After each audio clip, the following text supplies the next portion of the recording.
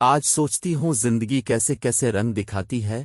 میں نے اپنا سارا بچپن اپنے ماں باپ کو حویلی کی غلامی کرتے دیکھا، لیکن کبھی سوچا نہ تھا کہ ایک وقت ایسا آئے گا کہ میں اس حویلی کی مالکن بنوں گی۔ ابا چودھری صاحب کے ملازم تھے۔ ایک روز گھوڑے کی مالش کرتے ہوئے اچانک اس کی لات ابا کو لگی۔ وہ تکلیف سے دوہرے ہو گئے اور اسپتال جاتے ہی دم توڑ دیا۔ یہ بڑا سانحہ تھا ہمارے لیے، ہم غریبوں کی تو کل کائنات ہی ابا تھے۔ کیا بتاؤ ہے کتنا دکھ ہوا تھا مجھے۔ اس وقت دل چاہتا تھا کہ میں بھی ان کے ساتھ ہی مر جاؤں، لیکن جینا مرنا کب اپنے ہاتھ میں تھا۔ ہماری زمین تھی اور نہ جمع پونجی، نہ ابا کی ملازمت سرکاری تھی کہ پینشن کا آسرا ہوتا۔ مکان بھی چودھری صاحب کا دیا ہوا تھا جس میں سر چپائے ہوئے تھے۔ اب اس کے سوا چارہ نہ تھا کہ ہم ماں بیٹی زمیندار کی حویلی میں چلے جائیں اور ان کی ملازمت کر کے روٹی کھائیں، لہٰذا ہم چودھری کی حویلی میں چلے۔ اماں ان کے گھر کا کام کرتیں اور میں کمرے میں بیٹھ کر پڑھائی کرتی۔ جن دونوں ابا کا انتقال ہوا، میری عمر 14 برس تھی۔ مالکن بہت سے ایسے کپڑے مجھے دے دیتی جو نئے اور قیمتی ہوتے لیکن فیشن سے پرانے قرار پاتے۔ میں ان کی قطر بیونت کر کے اپنے ناپ کے سی لیتی۔ یہ لباس مجھ پر بہت بچتے تھے۔ ایک دن اماں کی طبیعت خراب ہو گئی۔ میں ماں کی جگہ کچن میں پہنچی کیونکہ آج خصوصی کھانے بنانے تھے۔ چودھری صاحب کا بیٹا راہیل بیرون ملک سے آ رہا تھا۔ مالکن نے بیٹے کا کمرہ کھول دیا اور مجھے کام سمجھا دیا۔ میں نے تندہی سے صفائی کی اور ہر کام ویسے ہی کیا جیسے مالکن نے سمجھایا تھا۔ آج ان کے کچھ رشتہ دار بھی ہوئے تھے، لیکن میں ان کے سامنے نہ گئی بلکہ اپنے کام میں مصروف رہی۔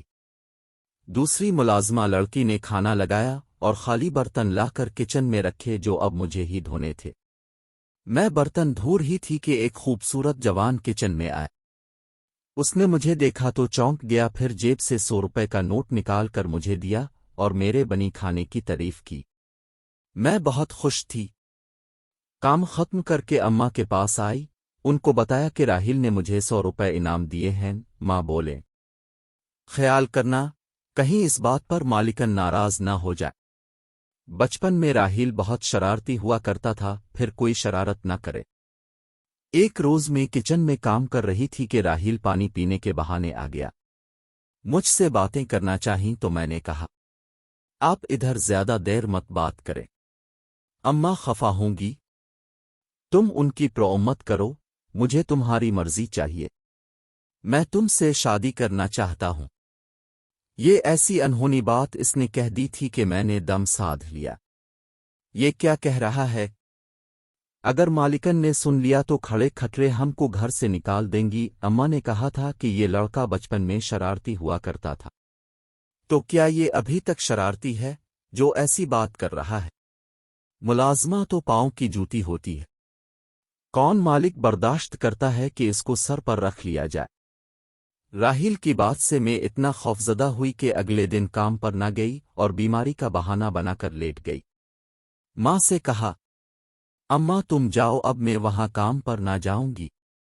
وہ بولے، راہیل کے آنے سے مہمان زیادہ آنے لگے ہیں، اس لیے کام زیادہ ہوتا ہے۔ میں اکیلے اتنا کام نہیں کر سکتی، تمہیں میرا ہاتھ تو بٹانا ہی ہوگا۔ اماں آج تو چلی جاؤ، میری طبیعت تو ٹھیک ہونے دو۔ 2-4 دن اکیلے کام کر لوگی تو کیا ہو جائے گا؟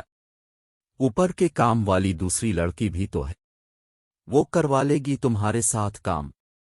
جب میں 3-4 دن حویلی نہ گئی تو راہیل سے نہ رہا گیا۔ ایک روز جب اماں ان کے کچن میں کام کر رہی تھیں تو وہ سرونٹ کوارٹر کی طرف آ گیا۔ میں سوچ بھی نہ سکتی تھی کہ ایک امیر زادہ جو بیرون ملک سے پڑھ کر آیا ہو، ایک معمولی ملازمہ کی بیٹی کی خاطر اس قدر پر یشن ہو جائے گا۔ میں راہیل کو سامنے دیکھ کر ڈر گئی۔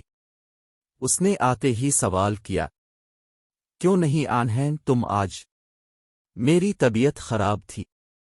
میں نے جواب دیا، تم نے بہانہ کیا ہے، تم میری بات کا جواب دینا نہیں چاہتی تھیں، شاید تم مجھے پسند نہیں کرت۔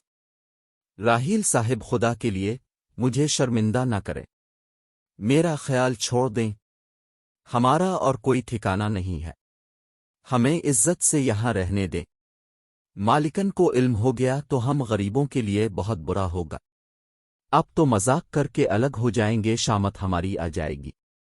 मैं मजाक नहीं कर रहा, मैं संजीदा हूं। मैंने दुनिया की सैर की है, जमाना देख कर आ रहा हूं, सोच समझ कर फैसला किया है। मेरी नज़र में अमीरी गरीबी का फर्क कुछ नहीं, तालीम का फर्क है। मैं तुमको तालीम दिलवाओहेगा। मैं सीरत को अहम समझता हूं, दौलत को नहीं। मुझे लगा कि वो किसी दूसरी दुनिया से आया है और दूसरी दुनिया की ही बातें कर रहा है, या फिर मैं ख्वाब देख रही हूं। मुझको गहरी सोच में डूबा देखकर वो बोला, तुम किसी और से मोहब्बत करती हो? मैंने हाथ जोड़कर कहा, राहील साहिब, खुदा के लिए ऐसा वैसा कुछ मत सोचिए, बस मेरा ख्याल छोड़ दीजिए। मैं अब कभी आपके घर की तरफ नहीं उड़ेगी। ठीक है, इसने चलते चलते कहा, तो फिर मैं भी घर से चला जाऊंगा और फिर कभी वापस नहीं उड़ेगा। चंद दिन गुजरे तो माँ ने मुझे कहा कि तुमको मालिकन ने काम के लिए बुलाया है। अगले हफ्ते उनके बड़े बेटे नबील की शादी है। मैं न जाना चाहती थी, लेकिन माँ के बार बार कहने और मजबूर करने पर मुझे जाना ही पड़ा। राहील ने मुझे देखा मगर बात न की। वो ज्यादातर चुप रहता था और किसी से हंसकर बात न करता था। इसके रवैये से मुझको एहसास हुआ कि वो वाकई संजीदा है। उसने मेरे साथ दिल लगी नहीं की है, कि नक्का दिल लगी के तौर अतवार और तरह के होते हैं। गिर किसी का दिल किसी पर आ जाए तो ये कुछ ऐसी अजब बात भी नहीं। बादशाह भी तो अपनी कनीजों से शादियां कर लेते थे, इसमें ऐसी क्या अनहोनी थी। जिस रोज नबील दूल्हा बना, मेहंदी वाला दिन था। मालिकन ने मुझे बहुत अच्छा सूट दिया था जो मैंने इस मौके पर पहना हुआ था। सहन में सब लोग जमा थे। मैं किचन में कुछ लेने गई तो वहां राहील मौजूद था। ओहे रेफ्रिजरेटर से ठंडे पानी की बोतल निकाल रहा था। अचानक मैं उसके सामने आई तो वो मुझे बस देखता ही रह गया। शायद इसको यकीन नहीं आ रहा था कि ये मैं हूं। सफेद बुर्राक नए जोड़े में मुझको भी वो शहजादा लगा। सोचने लगी कि आखिर मैंने क्या जुर्म किया है जो इतना डर गई हूं। तब मैंने फैसला कर लिया कि इससे अपने दिल की बात कह दूंगी और किसी से नहीं डरूंगी। मेरे चेहरे के तासुरात से इसने मेरे दिल की बात जान ली। कहने लगा, आखिरी बार कह रहा हूं, अगर मुझसे शादी मंजूर है तो हाँ कह दो, वरना मैं अगले हफ्ते इंग्लैंड रवाना हो जाऊंगा, फिर यहां कभी कोई मेरी सूरत ना देख सकेगा। इसकी इस धमकी ने मेरे दिल पर बिजली गिरा दी और हिम्मत करके मैंने कह दिया, आप अपने वालिदैन को राजी कर सकते हैं तो मुझे मंजूर है। वो खुश हो गया। कहने लगा, बड़े भाई की शादी के बाद मैं अपने बाबा जान से बात करूंगा। इसके बड़े भाई की शादी हो गई। दुल्हन उनकी खाला की बेटी थी। वो जमींदार घराने की बहुत खूबसूरत नाजुक अंदाम लड़की थी। ये उनके हम पल्ला लोग थे।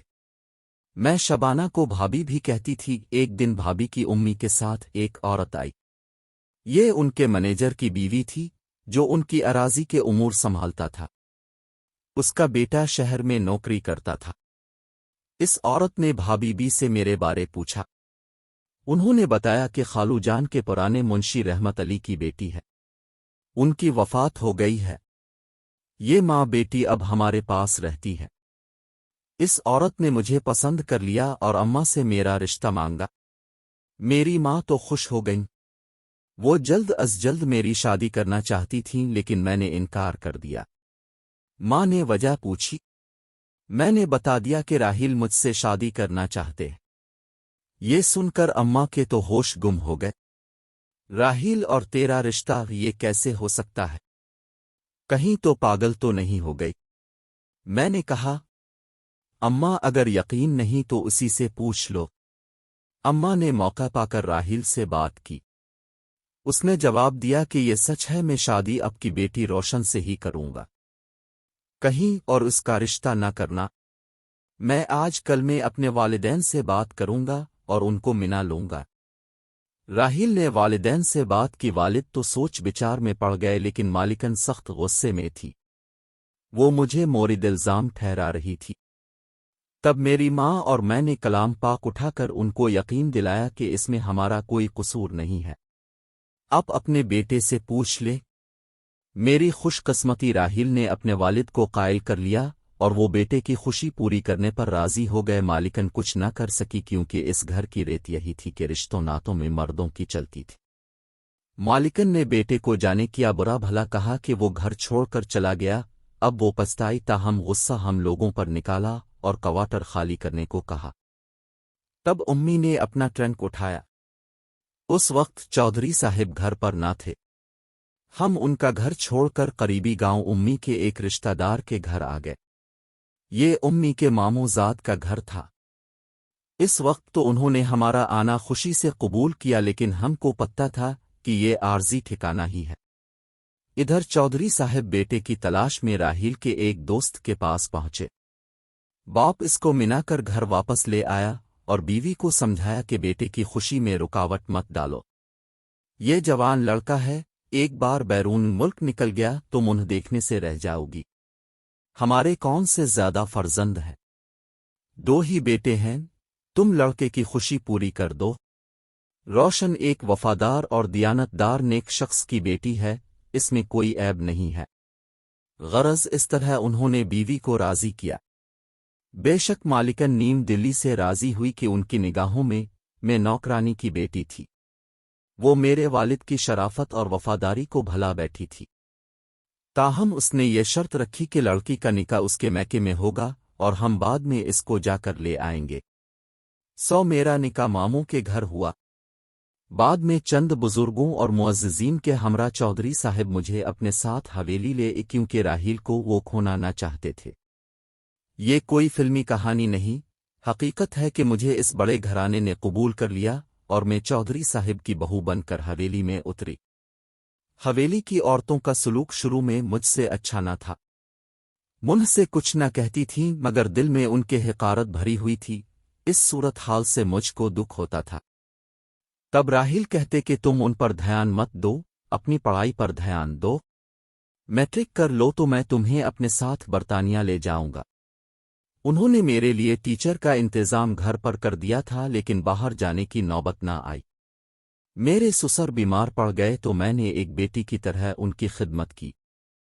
جب ساس نے یہ دیکھا تب ان کا دل نرم ہوا کیونکہ ان کی کوئی بیٹی نہ تھی اور آگے انہوں نے بھی بڑھاپا دیکھنا تھا۔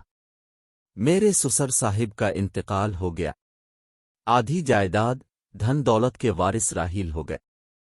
انہوں نے اپنی الگ کوٹھی بنوا لی۔ میرے 4 بچے ہو گئے۔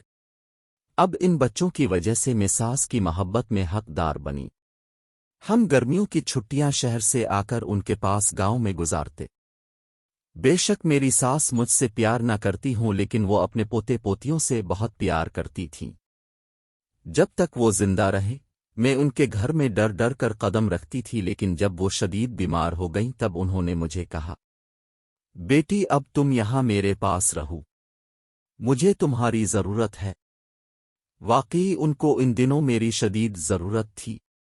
میں ان کا خیال رکھتی، خدمت کرتی، ان کو فالج ہوا تو میں نے دن رات ان کے لیے ایک کر دیے۔ ہر لمحہ ان کی خدمت میں حاضر رہتی تھی۔ ان کی وفات کے بعد مجھے بھی حویلی میں اتنا ہی استحقاق ملا جتنا میری جٹین کو ملا تھا۔ میں راحیل کو داد دیتی ہوں، جنہوں نے ہمت کی ورنہ میں کہاں حویلی کی مالکن بننے کے خواب دیکھ سکتی تھی۔ انسان کی قدر ہونی چاہیے، روپے پیسے کی نہیں۔ راحیل نے مجھے عزت دی اور میں نے خوب ان کے والدین کی خدمت کر کے ان کا دل جیتا۔ آج میرے پاس سب کچھ ہے، بس اس بات کی خواہش ہے کہ اللہ میری اولاد کو بھی کامیاب کرے، راحیل کی طرح وہ بھی انسان کی قدر کرنا جانے، روپے پیسے کے چکر میں پھنس کر زندگی کی رنگینیوں میں الجھ نہ جائے۔